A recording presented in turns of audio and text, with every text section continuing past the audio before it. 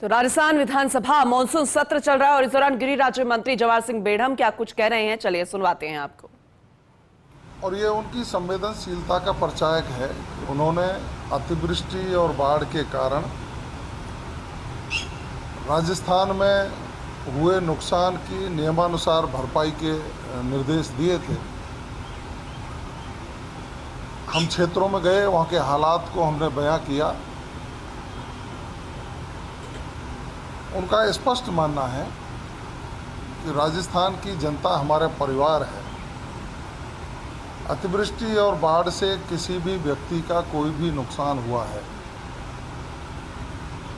तो जो भी आपदा राहत के नियम बने हुए हैं उन नियमों के तहत हम उन सब की मदद करेंगे।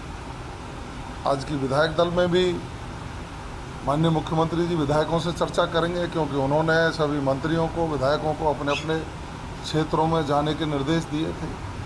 अब ये कार्यशैली में अंतर है। देखिए आप, भारतीय जनता पार्टी की सरकार और उनके मुखिया और उनके विधायक पीड़ितों के बीच में जाते हैं, उनकी बात सुनते हैं, सर्वे करते हैं।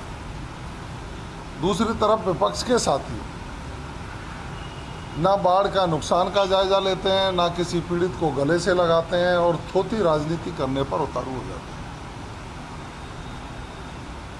हैं। मैं तो ये कहूँगा कि हम सबको राजस्थान की जनता ने चुन करके भेजा है, चाहे वो पक्ष के साथी हों या विपक्ष के साथी हों। और हमारा एक कर्तव्य बनता है कि हम जनता के प्रति जवाबदेह होकर उनके सपनों को साकार करने का काम करें।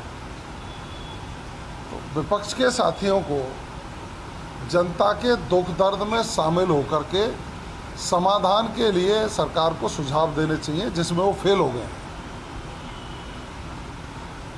दूसरा, आज राजस्थान विधि विरुद्ध धर्म संप्रवर्तन प्रतिषेध विधेयक, उस पर भी विचार है।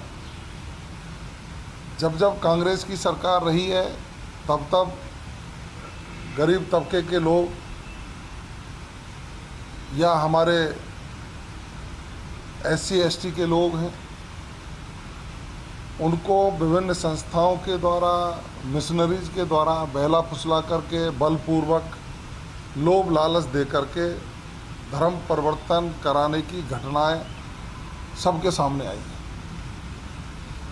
अब भी 2-4 दिन पहले की घटना है, बांसवाड़ा में ऐसा हुआ, अलवर में हुआ। तो हमारी सरकार ने संज्ञान लेकर ये तय किया है कि हम भारत के संविधान को मानने वाले लोग हैं और भारत धर्मनिरपेक्ष राष्ट्र है। धर्मनिरपेक्ष राष्ट्र में सभी व्यक्तियों को अपना धर्म मानने का स्वतंत्र अधिकार है, लेकिन किसी व्यक्ति के धर्म को परिवर्तन इस रूप में कराया जाए कि उसको डराया जाए, धमकाया जाए, उसको लोभ दिया जाए, लालच दिया जाए, शादी का झांसा दिया जाए, ये विधि विरुद्ध है। इसके लिए राजस्थान की सरकार ने संज्ञान लिया है और एक कठोर कानून बने जिसमें 7 साल से ऊपर 14 साल तक, 20 साल तक आजीवन कारावास की भी सजा का प्रावधान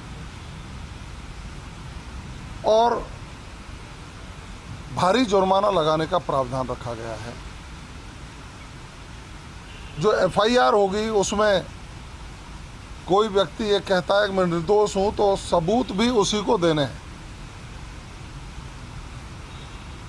क्योंकि हम समझ सकते हैं